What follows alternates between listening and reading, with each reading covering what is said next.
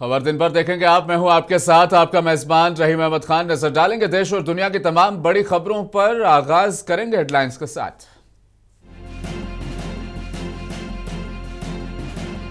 हिंदुस्तान के लिए जमहूरी निजाम है काफी अहम, जमहूरियत पर हमला है बड़ा चैलेंज। कोलंबिया में राहुल गांधी का एक प्रोग्राम से खिताब।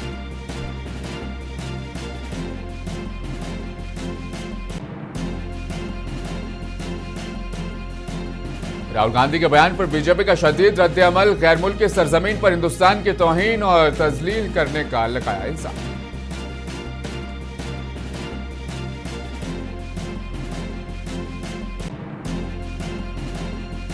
ऑपरेशन सिंदूर दहशतगर्दी के रावण पर इंसानियत की फतेह की अलामत। विजयदशमी की तकरीब से सदर जमहूरिया का खिताब।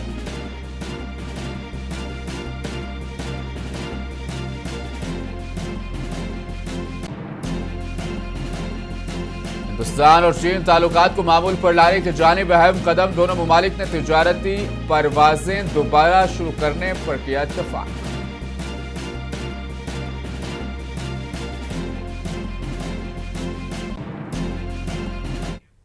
कांग्रेस के रुकने पार्लियामेंट राहुल गांधी ने नरेंद्र मोदी हुकूमत पर तनकीद कसते हुए कहा कि हिंदुस्तान जो सबसे बड़ा चैलेंज देख रहा है वो उसकी जमहूरियत पर हमला है।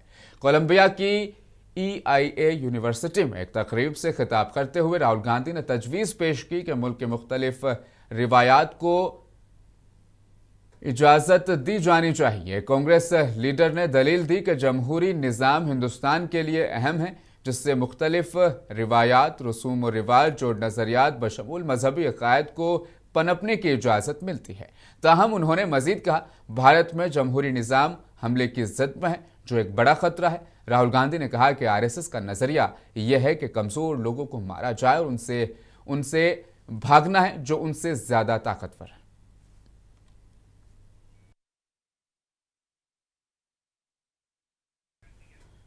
तो इसके बरक्स बीजेपी ने राहुल गांधी को उनके हालिया रिमार्क्स पर तनकीद का निशाना बनाया। इन पर गैर मुल्की सरजमीन पर हिंदुस्तान की तौहीन और तजलील का इल्जाम लगाया गया है। बीजेपी लीडर रविशंकर प्रसाद ने कहा, राहुल गांधी बेबुनियाद बातें करते हैं। उन्होंने कहा कि राहुल गांधी बैरून मुमालिक जाकर कहते हैं कि हिंदुस्तान में बोलने की आजादी नहीं है।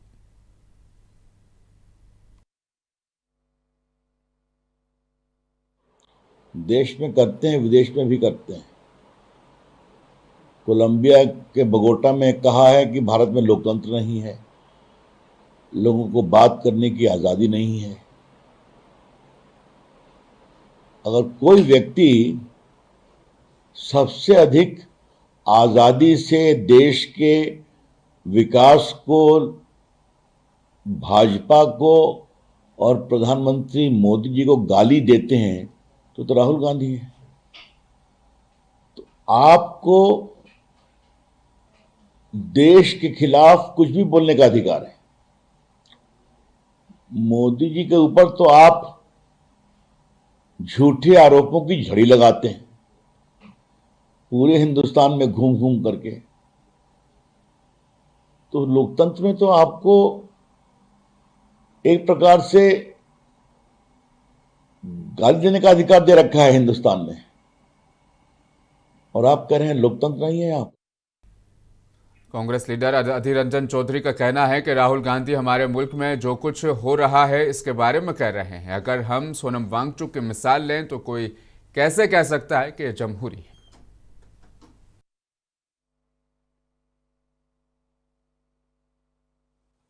राहुल गांधी जी क्या कह रहे हैं? जो हो रहा है वही कह रहे हैं। मान के चलो कि सोनम वांगचुक, अब किस हिसाब से, किस लिहाज से, किस हिसाब से इसको कहोगे कि सारे डेमोक्रेसी मानते हुए हो रहे हैं? सारा दुनिया देख रहे हैं। जैसे कि हम लोग गाजा फिलिस्तीन में भी इजराइल के जो हमला हो रहे हैं आम लोगों पे, उसका भी हम विरोध करना चाहिए था, वो भी ये नहीं कर सकते। जैसे सोनम वांगचुक, उसके ऊपर जैसे मैं उदाहरण के तौर पर कह रहा हूं सोनम वांगचुक के बारे में, ऐसा कितने हो रहे हैं हमारे देश में, हर रोज अखबार में ये आते हैं। तो राहुल गांधी जी जो कह रहे हैं वो हमारा देश में जो हो रहा है वही कह रहे हैं। चाहे हम करें चाहे आप करें, जो भी हमारे देश में जो हो रहे हैं वही कह रहे हैं। चाइना में तो ऐसा नहीं है। चाइना में तो कोई इलेक्टेड गवर्नमेंट नहीं बनते, तो डेमोक्रेटिक की थोड़ा परवाह करते हैं लोग। वहां एक सिस्टम है, सेंट्रलाइज सिस्टम। हिंदुस्तान और चीन ने अक्टूबर 2025 के आखिर तक बराह रास्त तिजारती परवाजें दोबारा शुरू करने पर इत्तेफाक किया है, जिससे दो तरफा ताल्लुकात को मामूल पर लाने की तरफ एक और मुस्बित कदम बताया जा रहा है, जो 2020 के सरहदी तातुल के बाद से तनाव का शिकार है। यह ऐलान दोनों ममालिक के शहरी हवाबाजी के हुकाम के दरमियान महीनों तकनीकी सतह पर होने वाली बातचीत के बाद सामने आया है, जो हिंदुस्तान और चीन के दरमियान ताल्लुकात को बतदरीज मामूल पर लाने के लिए हिंदुस्तानी हुकूमत के वसी तर नुक्ता नज़र का हिस्सा है। वजीर दिफा राजनाथ सिंह ने सरक्रिक इलाके की तरफ किसी भी मुहिम जोई के खिलाफ पाकिस्तान को इंतबाह दिया। गुजरात के सरहदी शहर भुज के करीब एक फौजी अड्डे पर दशहरे के मौके पर राजनाथ सिंह ने कहा कि हिंदुस्तान की तरफ से सख्त जवाब दिया जाएगा। वजीर दिफा राजनाथ सिंह ने सरक्रिक के इलाके में पाकिस्तान की तरफ से किसी भी जारहियत का भरपूर जवाब दिया जाएगा, जो तारीखी और जोग्राफिया दोनों को बदल कर रख देगा। साथियों, आजादी के 78 साल बीत जाने के बावजूद सरक्रिक इलाके में सीमा को लेकर एक विवाद खड़ा किया जाता है। भारत ने कई बार बातचीत के रास्ते इसका समाधान करने का प्रयास किया है, मगर पाकिस्तान की नीयत में खोट है, उसकी नीयत साफ नहीं है। जिस तरह से हाल में पाकिस्तान की फौज ने सरक्रिक के सटे इलाकों में अपना मिलिट्री इंफ्रास्ट्रक्चर बढ़ाया है, वह उसकी नीयत बताता है। साथियों, भारत की सीमाओं की रक्षा भारतीय सेनाएं और बॉर्डर सिक्योरिटी फोर्स मिलकर मुस्तैदी से कर रही हैं। अगर सरक्रिक इलाके में पाकिस्तान की ओर से कोई भी हिमाकत की गई तो उसे ऐसा करारा जवाब मिलेगा कि इतिहास और भूगोल दोनों बदल जाएंगे मेरे साथियों। और 1965 की जंग में भारत की मरकजी वजीर अश्विनी वैष्णव ने डिजिटल यूनिवर्सिटी प्लेटफॉर्म का आगाज किया और हिंदुस्तान भर में 5 नए मराकज़ का इफ्तिताह किया। अश्विनी वैष्णव का कहना है कि national institute of electronics and information technology को एक डिजिटल यूनिवर्सिटी बनाने का ख्वाब हकीकत में बदल गया है। हमने एक वक्त 5 नए मराकज़ शुरू किए हैं। अश्विनी वैष्णव ने कहा, डिजिटल यूनिवर्सिटी की तवज्जो तालीम फराहम करने पर होगी, जिसकी सनअत को ज़रूरत है। डिजिटल यूनिवर्सिटी का शुभारंभ हुआ। नाइलेट डिजिटल यूनिवर्सिटी माननीय प्रधानमंत्री जी का बहुत बड़ा एक संकल्प है, जिससे कि देश के कोने कोने में और विशेषकर उन शहरों में जिसमें बड़ी यूनिवर्सिटीज नहीं हो पाती है, टियर 2, टियर 3 कस्बों में, गांवों में, वहां पर भी एजुकेशन को कैसे पहुंचाए, टेक्निकल एजुकेशन को कैसे पहुंचाए, उस संकल्प के साथ करीब 3 वर्ष पहले काम आरंभ हुआ था।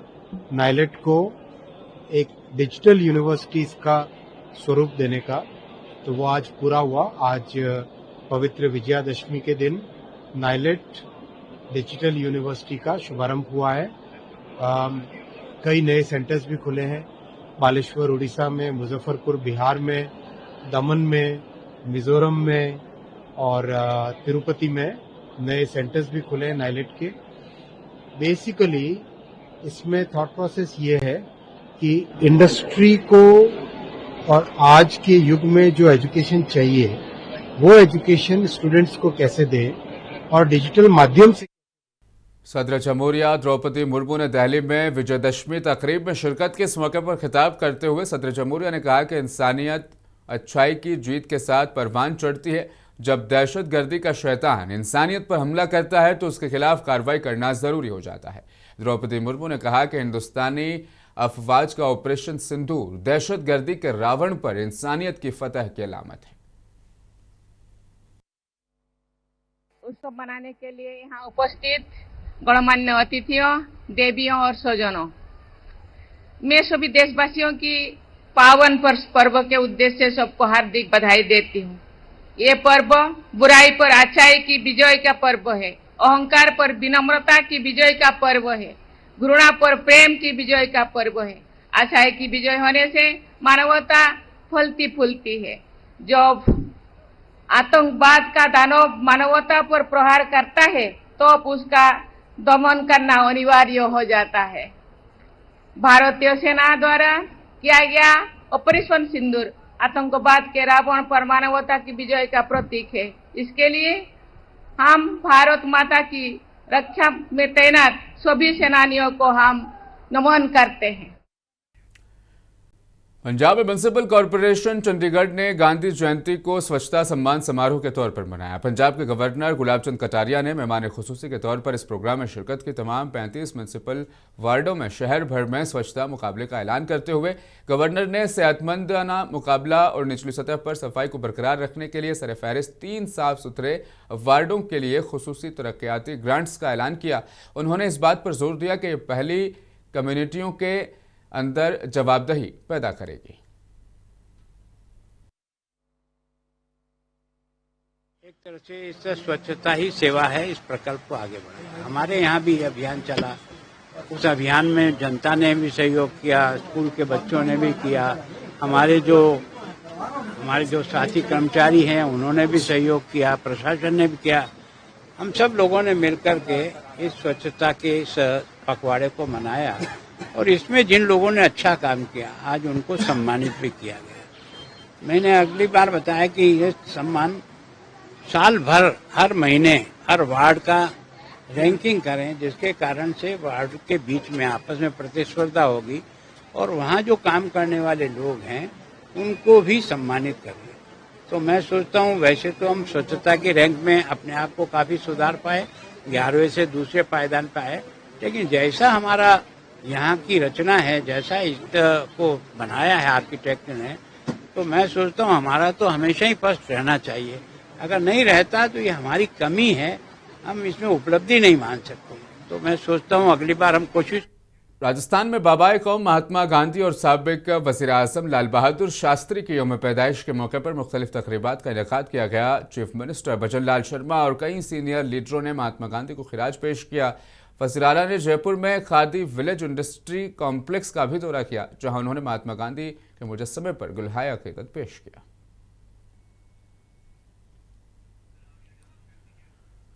उत्तराखंड के सीएम पुष्कर सिंह धामी ने विजयदशमी के मौके पर परेड ग्राउंड देहरादून में मुनक्किदा दशहरा फेस्टिवल में शिरकत की। इस मौके पर धामी ने कहा कि हमें पीएम मोदी के विकसित भारत में अपना रोल अदा करने का कोशिश लगातार हमें करनी चाहिए। आज के दिन ये संकल्प लेते हैं कि हम उत्तराखंड राज्य के आंदोलनकारी, हमारे बलिदानी, उन सभी का स्मरण करेंगे हमेशा और उनके जो सपने थे, उनकी जो सोच थी उत्तराखंड आंदोलन के समय में, उस सोच को आगे बढ़ाएंगे। उसी सोच के अनुरूप उत्तराखंड राज्य का विकास करेंगे, ये हमारा संकल्प। राज्य के अंदर सरकारी जमीनों पर तमाम तरह से अवैध कब्जे थे, धार्मिक संरचनाओं को बनाकर तमाम तरह से वहाँ पर एक बड़ी भूमि जो इनके कब्जे में थी, उसमें हमने अतिक्रमण के खिलाफ अभियान चलाया है और 9000 एकड़ से भी अधिक जमीनें अभी तक इस लैंड जिहाद से मुक्त कराई। यहाँ जो उत्तराखंड आंदोलन के दौरान यहाँ पर जो उसके दोषी थे उनके खिलाफ कार्रवाई हुई, उसको आगे बढ़ाया गया हम लोगों के अनुरोध पर और उनके खिलाफ कार्रवाई हुई और माननीय कोर्ट ने, यहाँ पर न्यायालय ने टिप्पणी करी कि जलियांवाला बाग से भी और भयावह अगर उसकी तुलना उसी प्रकार से की गई जिस प्रकार से जलियांवाला बाग का। हरियाणा के वजीर आला नायब सिंह सैनी ने जुमेरात को कहा कि रियासत वज़ीर आज़म नरेंद्र मोदी के जरिए दिए गए लोकल फॉर वोकल के नारे में एक अहम शराकतदार के तौर पर उभरेगी। फरीदाबाद के सूरजकुंड में दिवाली मेले का इफ्तिताह करने के बाद एक प्रोग्राम से खिताब करते हुए उन्होंने कहा कि इस साल के मेले की थीम आत्मनिर्भर भारत स्वदेशी मेला रखी गई है। कि देश की स्वतंत्रता को आदरणीय मोदी जी ने कहा है कि देश की स्वतंत्रता को जैसे स्वदेशी के मंत्र से ताकत मिले, वैसे ही देश की समृद्धि को स्वदेशी के मंत्र से ही शक्ति मिलेगी। आदरणीय प्रधानमंत्री जी ने कहा है हम वो सामान खरीदें, हम वो सामान लें जो मेक इन इंडिया हो और जिसमें हमारे देश के नौजवानों की मेहनत लगी हो और जिसमें हमारे देश के बेटे बेटियों का पसीना लगा हो। मित्रों, इतिहास से पता चलता है कि जब भारत को हैदराबाद के एमपी असदुद्दीन ओवैसी ने वज़ीर-ए-आज़म नरेंद्र मोदी के उस दावे की तरदीद करते हुए कहा कि आरएसएस ने तहरीक आज़ादी में हिस्सा लिया था। असद ओवैसी ने कहा कि आरएसएस के क़याम के बाद से इस तंजीम के किसी भी फर्द ने ना तो जंग आज़ादी में हिस्सा लिया और ना ही मुल्क के लिए अपनी जान की कुर्बानी दी। जो रोज दुआ पढ़ते, प्रार्थना जो बोलते, क्या है उसमें? आरएसएस का जो मेंबर बनता, जो उसको हल्फ लेना पड़ता, वो हल्फ भारत के संविधान के खिलाफ है। और बीजेपी उसके तायद में, वजीर आजम खड़े हो गए उसकी तायद में। तो वजीर आजम को ऐसे लोगों को साथ रखने जो उनको सही तारीख बताएं। प्राइम मिनिस्टर खुद बोलते, हाँ मैं स्वयं सेवक हूं। आप स्वयं सेवक थे होंगे या है होंगे अभी भी, मगर आपने भारत के आईन पर हल्फ उठाया है।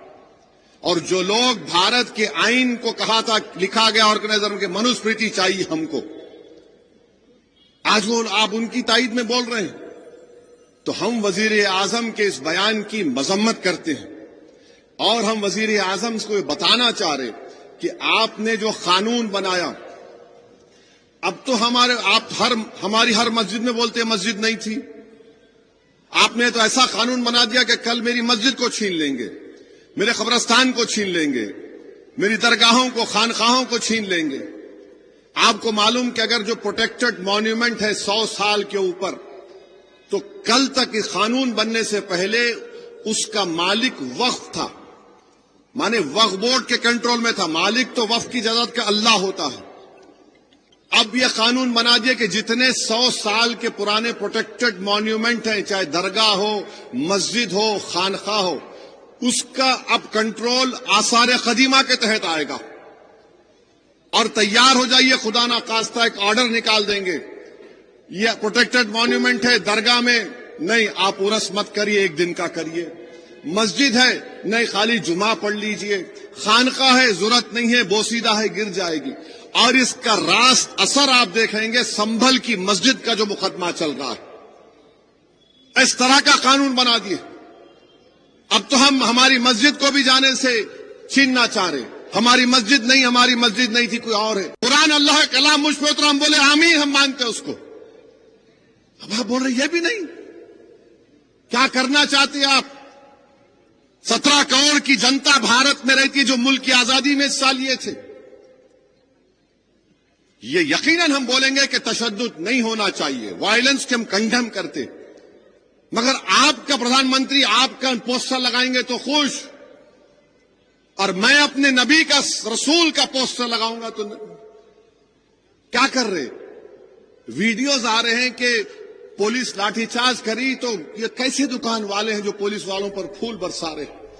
याद रखो, ये हजरत पुलिस है, किसी की नहीं होती। जिसकी सरकार है उसकी होती। तुम कल हटेंगे, तुम्हारी पीठ को लाल करेंगे उन उत्तर। हैदराबाद के शिल्पकला वेदिका में मुनक्किदा प्रोग्राम मंथन संवाद में द वायर के सीनियर एडिटर आरफा खानम शेरवानी बतौर मेहमान खुसूसी स्पीकर शिरकत करते नजर आए। इस प्रोग्राम से खिताब करते हुए आरफा खानम ने मुल्क के मौजूदा हालात, मीडिया और आज़ाद इजहारी फ़िक्र, मुआशरती शमूलियत और चैलेंजेस पर खिताब किया। इस मौके पर आरफा खानम ने मुनसिफ टीवी से खास बातचीत की। उन्होंने लोगों से अपील की कि अपने वोट को लेकर हसास हो जाएं, जो कि गरीब आदमी के पास बस एक ही हक है और वो है वोट देने का हक।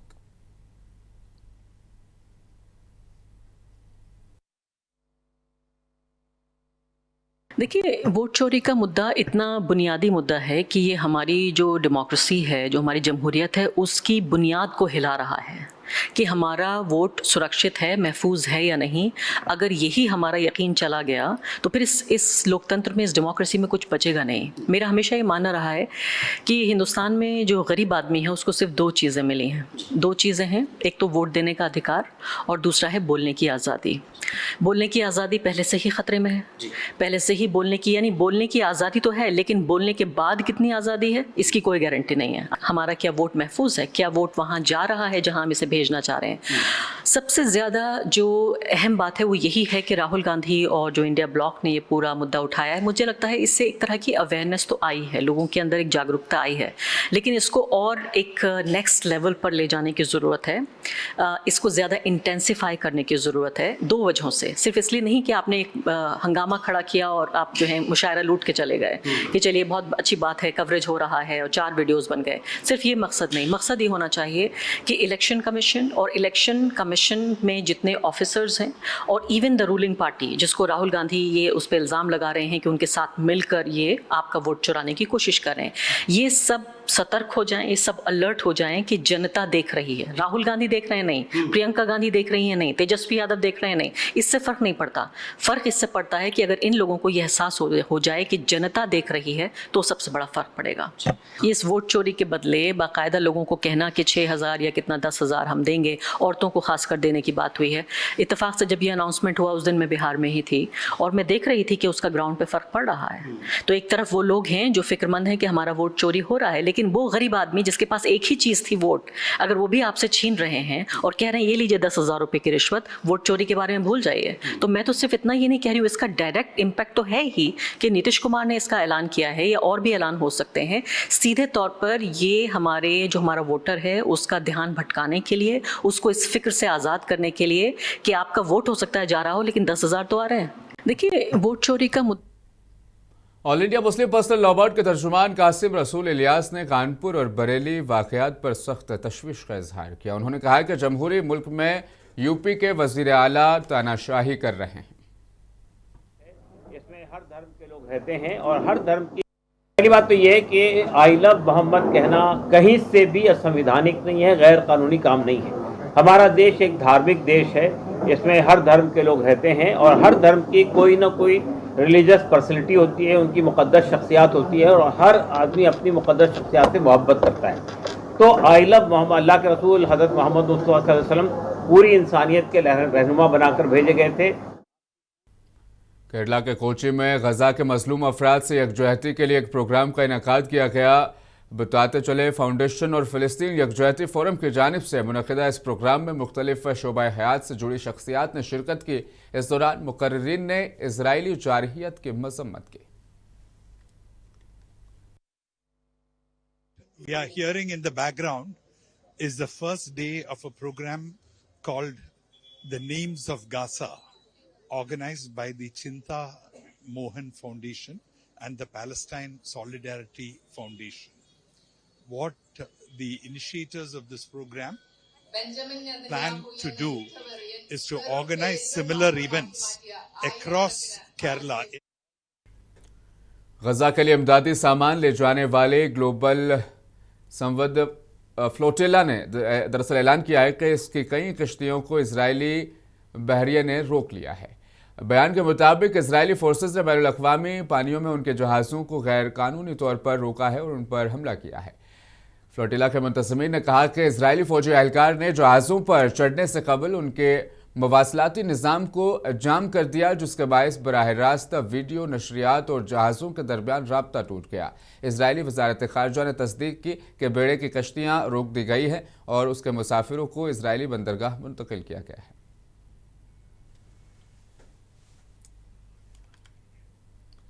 अमेरिका में वफाद की हिकमत के शटडाउन के बाद अहम इदारे और खिदमात मफलूज हो गई हैं, जिसके बायस फ़िज़ाई सफ़र मुतासर हुआ है। साइंसी तहकीक मअतल हो गई और लाखों दफ़ाई मुलाजमीन को बग़ैर तनख्वाह जबरी रुखसत पर भेज दिया गया। इब्तदाई अंदाजे के मुताबिक इस बंदिश से रोज़ाना तकरीबन $40 करोड़ का माली नुकसान होगा। रिपोर्ट्स के मुताबिक अमेरिकी फ़ौजियों और बॉर्डर पर पेट्रोल एजेंट्स को भी तनख्वाहें की अदायगी फ़िलहाल रोक दी गई है, जबकि मजमूई तौर पर 7.5 लाख दिफाई मुलाजमीन बराह रास्त मुतासिर हुए हैं। इनमें से बेशतर घरों पर रहने पर मजबूर हैं, जबकि बाज़ जैसे फ़ौजी एहलकार बग़ैर तनख्वाह अपनी जिम्मेदारियाँ निभा रहे हैं।